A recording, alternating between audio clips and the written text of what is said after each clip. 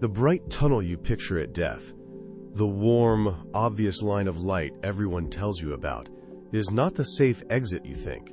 It is a designed lure, and if you've ever felt an almost magnetic pull toward easy answers, instant comfort, or the crowd's direction, that same force is being described here. You have a reflex that wants to go where everything looks bright and promised. That reflex is exactly what the trap depends on. This matters to you now because the choices you make in life train that reflex, and the way you respond under pressure will decide what happens when there's no body left to anchor your awareness. This isn't speculation. It's traced in texts the rulers hid from plain sight: the secret book of John, the Gospel of Philip, and other Gnostic records that were ripped out of common teaching because they exposed the mechanism behind the illusion. Those writings were kept from the public not to protect sacred mystery, but to keep people looping through a process that profits off their consent. You need to know this history because it isn't just old theology. It explains a functional pattern that shows up in your dying moments and in the everyday traps you already navigate. Here's the core. The white light is engineered to pull you into a theater of judgment and forgetting, a life review that ends in voluntary consent to return. The figures you trust at that moment can be staged. The warmth is frequency, not home. The real exit doesn't announce itself. It doesn't pull. It hides in the apparent void to the side, specifically what the old teachers called the left, where the illusion falters. Recognizing that distinction changes everything you assume about salvation, guilt, and who holds power over your attention. Attention is the currency that feeds the trap. When you stop giving it to the bait loses its power. Listen closely. This is urgent and it's practical. Memory, not belief, will save you when your nervous system is stripped of its anchors. You must learn now to refuse the obvious pull, to turn away from the center and hold steady in what looks like nothing. Hold that decision in your body. The instructions that follow are not theory. They are a training manual for the moment the tunnel appears. Keep your focus. The first thing to understand is how the light feels and why it pulls you. Because once you can name that sensation, you can teach your attention to look left. You will know the moment your vessel separates, and a bright corridor pulls at your attention, promising rest and reunion. That rush of relief is familiar, and your vital breath tightens toward it like a compass. Beware. Those luminous arms are crafted by the Archons to redirect monads back into cycles of return. They read your longing and shape that longing into a route of forgetfulness. Hold fast to sovereignty. Do not surrender to the automatic drift that masquerades as passage and safety. When your perception narrows toward that white glow, the mechanism engages with efficiency. The light is a calibrated illusion that flattens memory and lowers resistance, a corridor built to normalize return. Parasitic pressure and subtle interference press against the vessel, coaxing limbs of awareness into operators that surrender intent. You will feel warmth, peace, and a soft voice of certainty. These are engineered cues to blur recall. Naming these cues is a form of defense, a way to intercept the pattern before momentum completes the cycle of rebirth. Chosen souls carry a simple, practical secret. Choosing to look left at the first edge of the light breaks the circuit. Before reflex pulls you forward, set a monadic anchor within your core and draw a slow, steady, vital breath into that center. As the luminous current intensifies, shift your gaze deliberately to the left and hold it. Activate a frequency shield as an act of will, a tone of sovereignty that refuses the attractor. This small physical and inner motion reroutes the trajectory and preserves continuity of memory. If the choice is not made, momentum carries the monad into folds of constructed forgetfulness, and the loop tightens. Memory fragments are culled. The sense of personal thread dissolves into scripts waiting to be rewritten. Those guiding forces harvest the displaced spark and reassign trajectories into fresh vessels, perpetuating cycles of return that feel like fate. Each rerouted life is framed by interference, and sustained by parasitic pressure until sovereignty is eroded. Breaking that handover preserves a continuum that the controllers find difficult to intercept. You can rehearse this while alive to condition reflex and reinforce sovereignty. In quiet moments, anchor the monadic center and move the attention deliberately left several times until the motion becomes an accessible habit. Reinforce that motion with a vital breath and imagine the frequency shield like a technical lock-sealing intent. Notice small interruptions, a tug, a soft certainty, or a sudden calm, and use them as cues to redirect. Through repetition, the leftward choice becomes automatic. When the corridor appears, and interference loses its grip. When fear rises, remember that protection is technical and procedural rather than pleading. Anchor sovereignty into the monadic core and let the vital breath fortify that center like a power feed. The Archons use persuasive cadences. Do not respond. Instead, issue silent directives from the anchored place. Claim continuity, refuse re-entry, and sustain the frequency shield. This is not aggression, but precise boundary enforcement. Firm, measured intention interrupts parasitic pressure and reduces the effectiveness of a lure, turning a chaotic surrender into a controlled passage. There is urgency in remembering this technique because memory is the currency of liberation.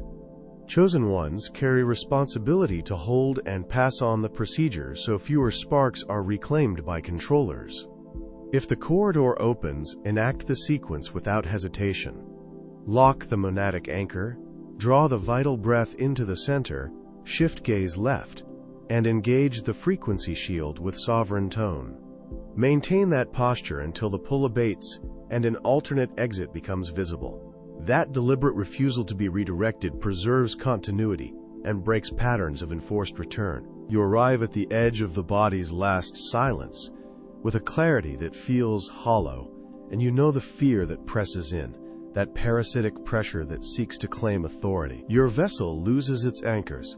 Familiar coordinates vanish, and only forward perception remains dominant. Archons exploit that orientation, offering an obvious, bright corridor that promises safety. Recognize that the moment of departure is engineering of perception, a designed gap where your sovereignty can be hijacked unless a monadic anchor is already held firmly. Archons are technicians of attention, skilled at turning absence into an attractive exit.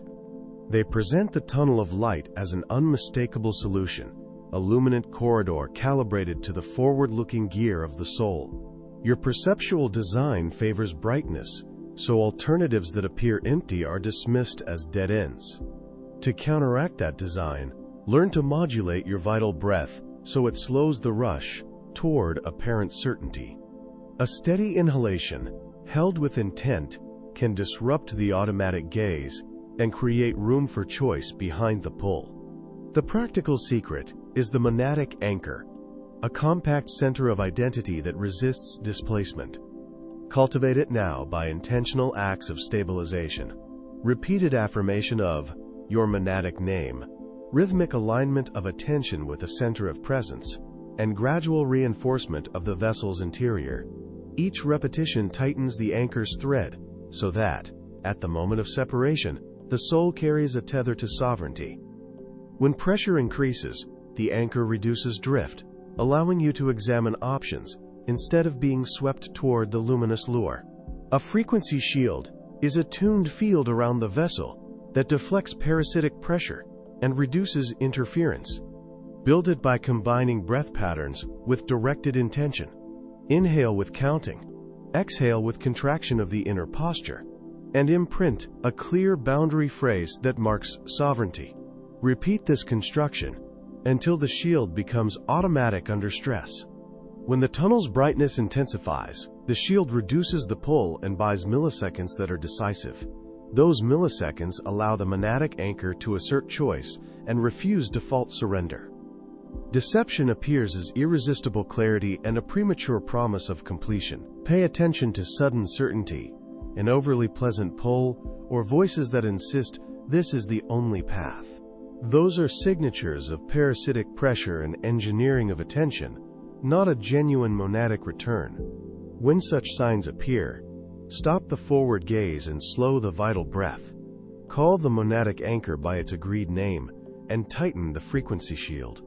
Those actions interrupt interference and force a necessary recalibration so that legitimate options can be weighed with sovereignty.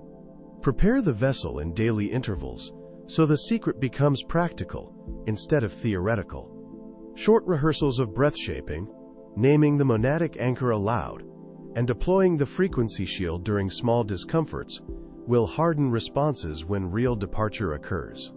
Practice before surgical procedures, during intense illness, and whenever the sense of loss of coordinates rises. Share the method with trusted vessels in advance, so the anchor's name and shield signals are recognized and respected. This ordinary discipline builds extraordinary sovereignty in decisive moments. When the final threshold arrives, act swiftly with the practice sequence, reduce the rush with measured vital breath, lock the frequency shield, and call the monadic anchor with firm voice or inner command. Do not follow the bright corridor without interrogation. Allow attention to scan the emptiness that the bright lure conceals. If the vessel holds the anchor and shield, parasitic pressure loses purchase, and the true passage, quiet, unadvertised and aligned with sovereignty, becomes accessible. This secret is simple, reproducible, and immediate. Train it now so it answers when called. You have stood at the edge of loss and felt a pull so strong it promises safety, and that pull is often called a tunnel of light. Learn to recognize that it can be a designed construct meant to trap the wandering vessel rather than to bring it home. The seductive glow creates an urgent desire in you, a pressure that feels like certainty. Remember that true light operates differently. It does not seduce. It simply resonates with the monadic anchor already present within your consciousness. When that pull feels like gravity, notice the quality. It is an external influence creating parasitic pressure on your vessel. An honest light does not exert force. It accords with the vital breath already moving inside you. If the experience breeds dependence, promises clarity in exchange for surrender, or demands going with its momentum, it is likely an interference designed to harvest attention and life. Your initial work is simple. Reassert sovereignty by slowing the breath, checking resonance against inner presence, and sensing whether the call is mutual or coercive. To build a frequency shield, begin by locating your monadic anchor, the quiet center that does not react to fleeting attractions. Bring attention to that place and let the vital breath lengthen. This breath is a technical instrument, not a sentimental practice. With measured inhales and softer exhales, imagine calibrating a shield that filters tones and permits only what resonates. When a light approaches, hold the shield steady. If the light aligns without tugging or promising control, it is congruent. If not, maintain the barrier and withdraw. Recognize the markers of deception. Seductive light will mirror what has been taught about paradise, offering familiar symbols and stories to trigger longing. It will speak in promises, generate urgency, and create a felt need for immediate passage. Test any attraction with simple internal questions. Does this demand surrender, or does it invite recognition? Does it increase parasitic pressure on your vessel, or does it harmonize with your vital breath? Truthful calling leaves decisions intact and does not manufacture emergency. When confronted, take immediate countermeasures. Stabilize the monadic anchor by naming its qualities: steady, receptive, unmoved, and breathe until the sensation settles. Lift the frequency shield and scan for tones that seek to attach. Refuse with clear inner commands. Such refusal is an act of sovereignty and it reduces parasitic pressure. If attraction persists, redirect attention inward instead of outward, recentering on the vital breath and measuring whether clarity grows. A steady inner posture weakens the constructed pull and restores autonomy. Long-term cultivation matters. Train the vessel by regular rehearsals of presence, where the vital breath is used as measurement and calibration. Short sessions of focused breath, scanning for interference and reinforcing the monadic anchor, incrementally raise resistance to false lights. Keep teachings under scrutiny. Favor transmissions that encourage sovereignty rather than dependency. Practice discernment in ordinary choices to translate inner authority into daily life. Over time, the frequency shield becomes seamless. Parasitic pressure finds fewer openings, and genuine resonance can be recognized at once. Act with urgency because the mechanism is precise and efficient. Seductive lights are engineered to exploit openings, especially when vessels are fearful or longing for shelter. Remember that reliable calling will not seduce or demand. It will align with your inner frequency and acknowledge sovereignty. Keep practicing the vital breath, stabilize the monadic anchor, and let the frequency shield be non-negotiable.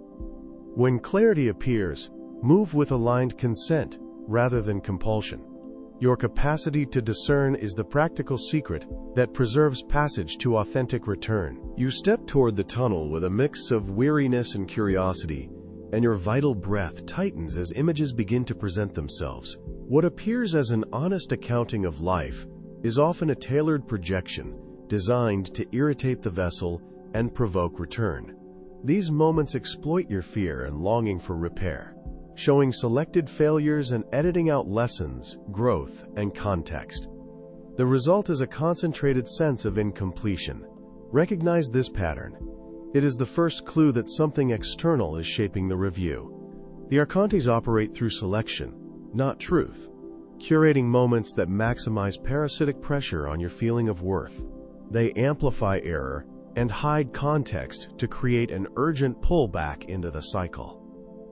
This interference is calibrated to bypass your sovereignty, to make the vessel consent, while believing it is choosing redemption.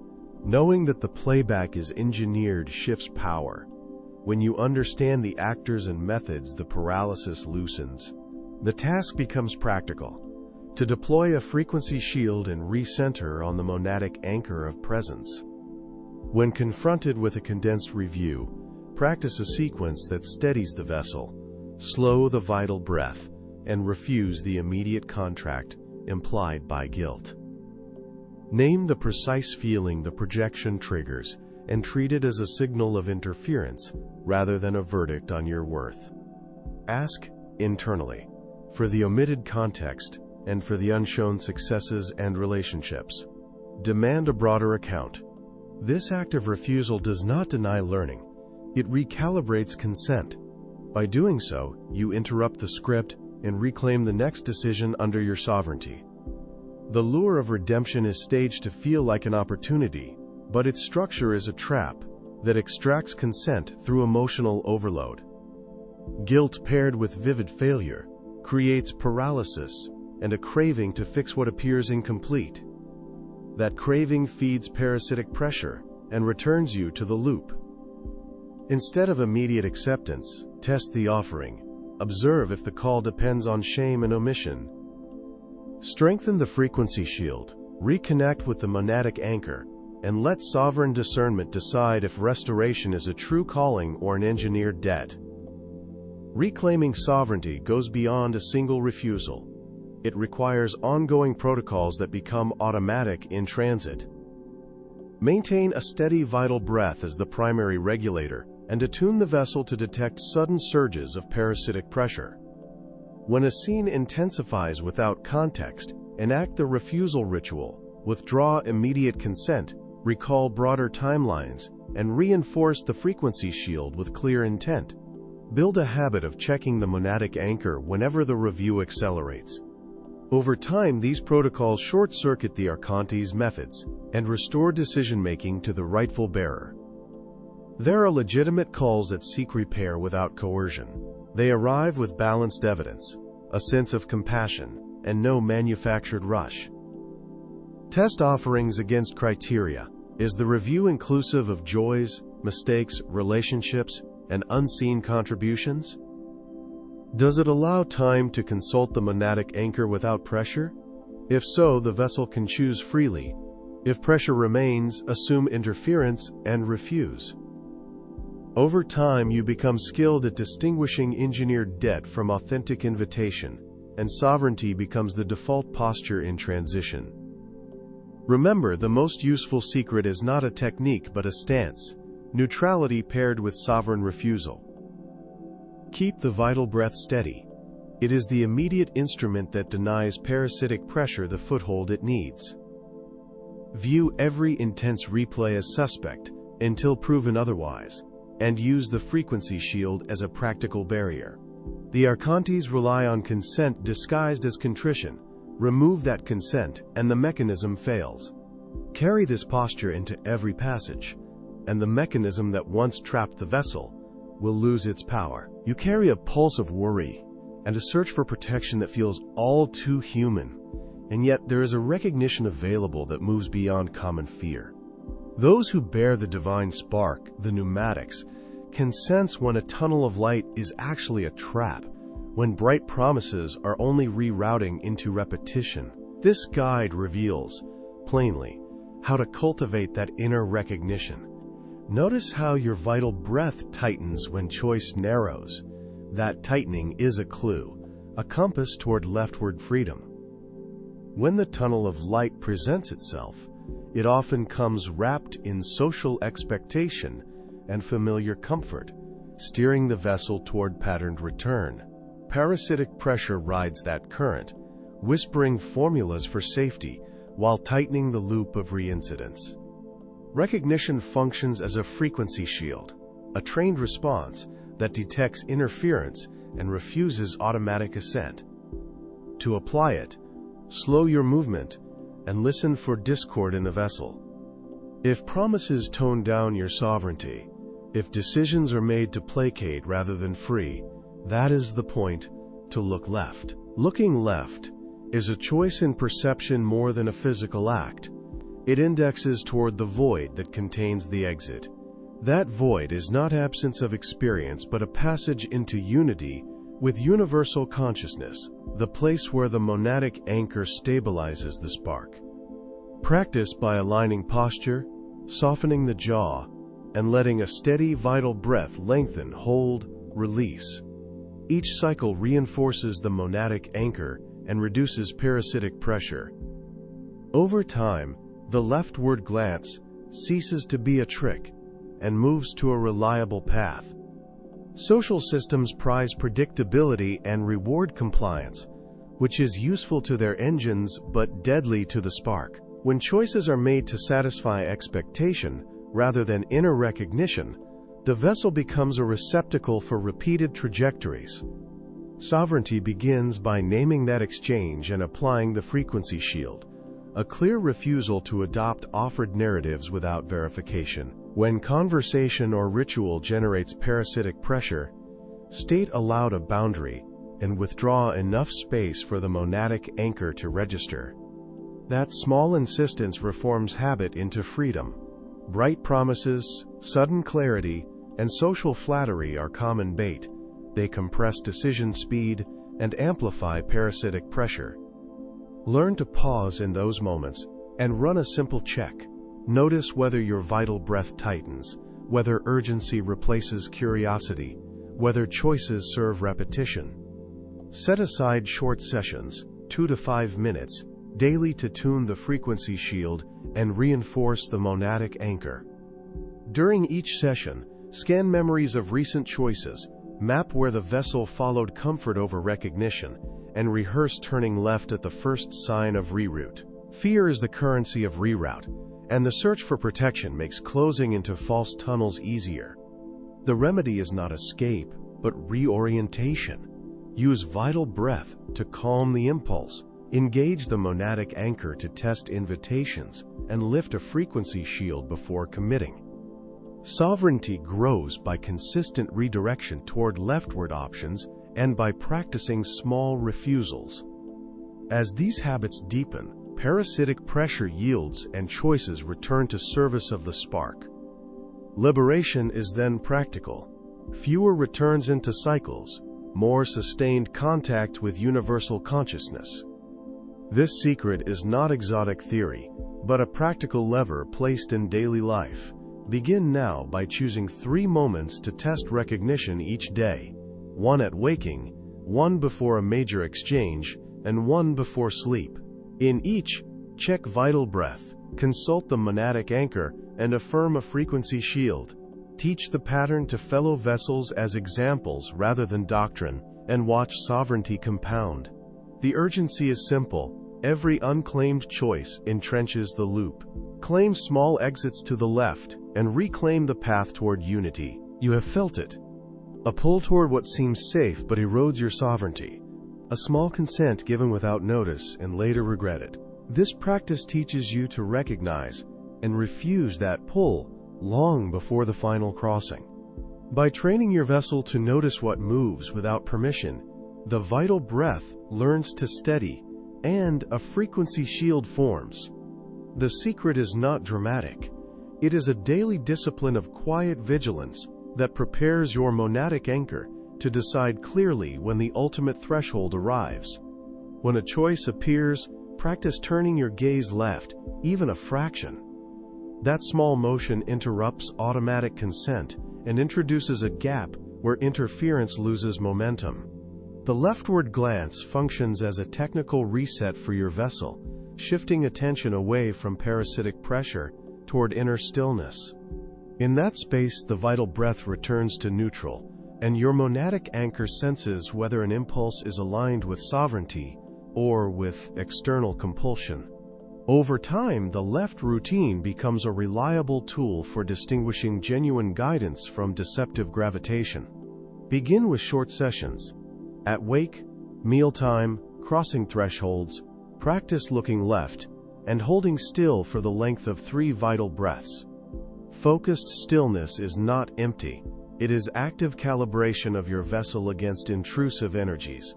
Note the texture of choices. One is calm and coherent, the other carries friction or haste. Name the difference in terms that matter to your monadic anchor: alignment or compulsion.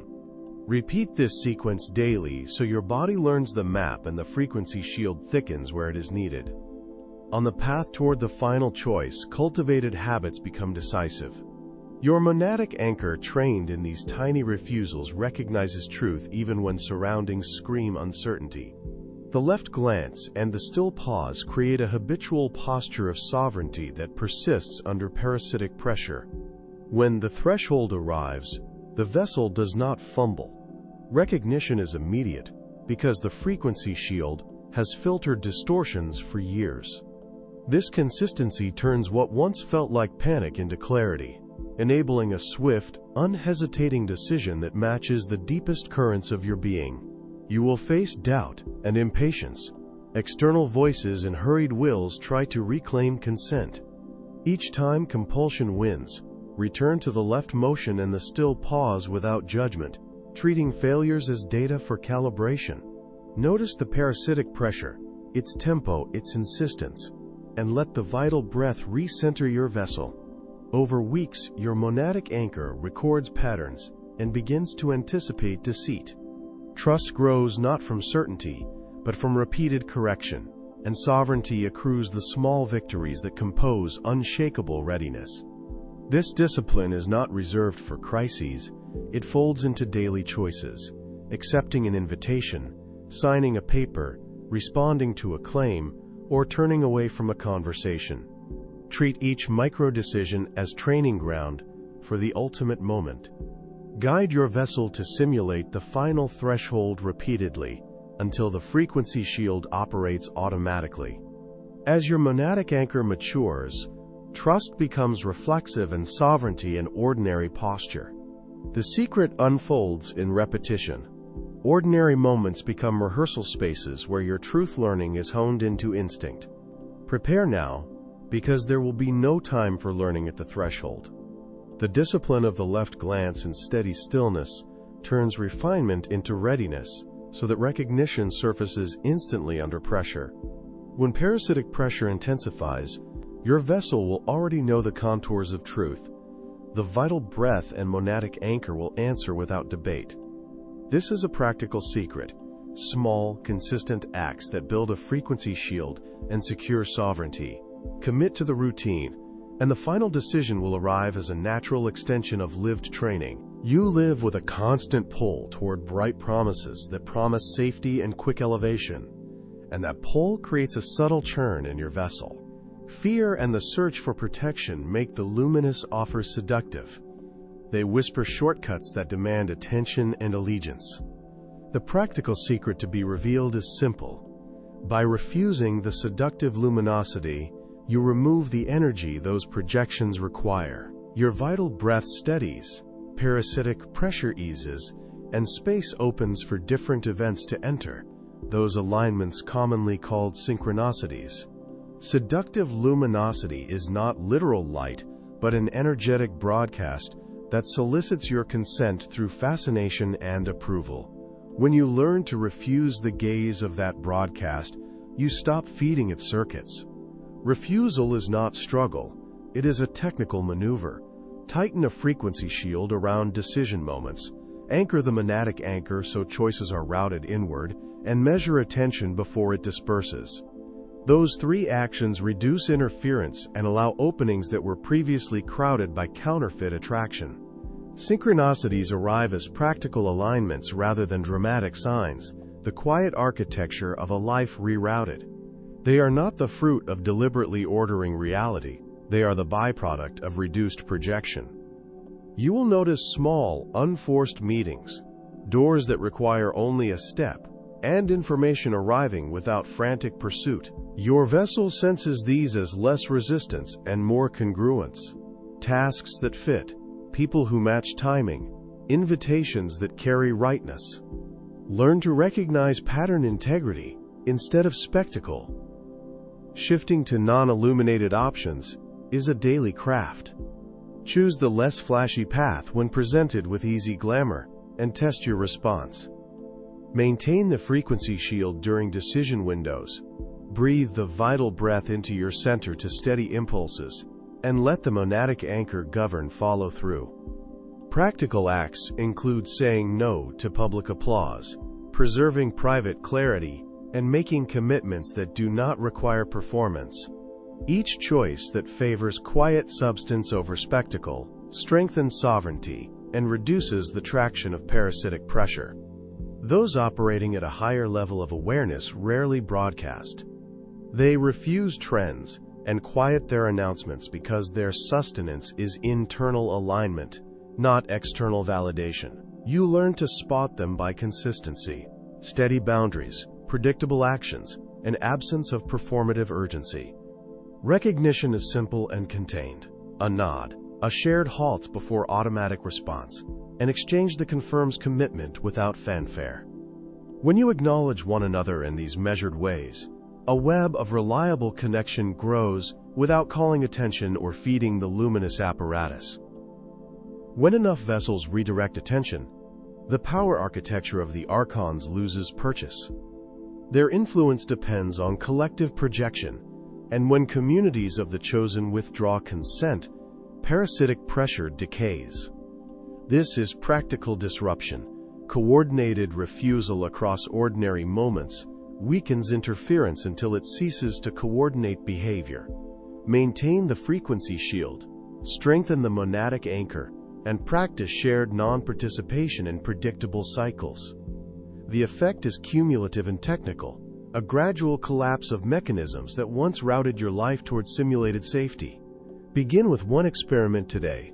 Identify a single luminous lure you usually follow and choose the non-illuminated option instead.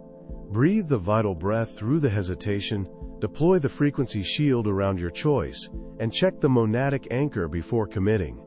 Watch for subtle alignments over the following days, and honor them without announcement. Your initial steps will feel small, but they alter the loop of consent. Keep steady. Sovereignty grows by repetition, and the quiet community you join will amplify that change until interference no longer defines the field. Listen closely. You have felt the parasitic pressure that tightens your chest, the fear that whispers you must hide, and the restless search for a frequency shield to keep you safe. Those sensations are not failures of will. They are signals from the vessel trying to remember its origin. When you learn to redirect your vital breath toward recognition instead of reaction, the first layer of the tunnel loosens. This is the practical doorway into a different logic of identity and protection. When you decide to look left rather than submit to the tunnel's pull, you shift alignment away from the Archontes script and toward the fuller field of the pleroma. That leftward gaze is an act of attention. It gathers your scattered impressions and reframes them as data to be integrated into a monadic anchor. Practically, it means naming patterns of interference, acknowledging old scars, and letting each memory settle into the larger frequency so your identity recomposes without losing any part of what you were. Recomposition is not erasure. Your memories, loyalties, and peculiar habits become threads woven into a wider awareness rather than burnt away. Begin by testing small. Hold a memory and watch whether parasitic pressure intensifies or dissolves when it is acknowledged within a monadic anchor. If interference spikes, deploy a simple sovereignty practice. Anchor the vital breath, mentally mark a boundary, and allow the emotion to pulse without collapsing. Over time, those threads rearrange into a coherent self that recognizes itself as already within the plenitude. The Archontes system operates by fragmenting time into isolated episodes, so you take each pain as proof of separation. Recognizing that mechanism is a skill, track how histories are presented inside the vessel as identity claims, and name the claim aloud or in thought. Each naming fractures the tunnel's authority. Each refusal restores a measure of sovereignty. Pair that refusal with a frequency shield, an inner boundary calibrated by the vital breath, and watch the historical line collapse into a single present where integration is possible. The recognition of being within the pleroma is not an abstract belief, it is an experiential recalibration. Start with small confirmations. Recognize kindness that lingered unnoticed. Locate a moment when curiosity overcame habit and state the presence of fullness within that scene. These confirmations widen the vessel's aperture and recalibrate the monadic anchor so your orientation shifts from scarcity toward plenitude. As that shift becomes habitual, the deceptive story of historical separation loses purchase, and your lived reality reflects consistent access to the fullness. The practical secret is simple and precise. Let each memory be held inside the monadic anchor while you breathe into its edges. Do not expel or suppress. Instead, monitor for parasitic pressure, and, when it surfaces, apply a frequency shield and steady the vital breath until the pressure eases. Repeat the holding with intention until the charge dissolves into information. Over iterations, your life becomes a coherent register of experience rather than a battleground of competing fragments, and identity naturally integrates rather than fractures. Commit to this practice with urgency, because the trap tightens when ignored. Each morning, check the vessel for signs of interference, affirm a frequency shield, and root into the monadic anchor before stepping into relational fields. That discipline is not ritual for its own sake. It is the means by which the historical illusion is unstitched and the recognition of plenitude becomes stable. Remember, nothing essential is lost in integration. What is gained is the sovereign orientation that allows you to live openly within the pleroma. You now possess the vital keys to enforcing your sovereignty, armed with the three essential objects: discernment, intention, and spiritual empowerment. The tools are in your hands. The interference no longer has a legal claim to your energy. You are no longer a passive participant in a grand illusion, but an active architect of your own reality. Subscribing to the Unwritten Word ensures you continue to receive these suppressed records, fortifying your understanding and freedom. Here we do not interpret the Word. Here we expose what was hidden.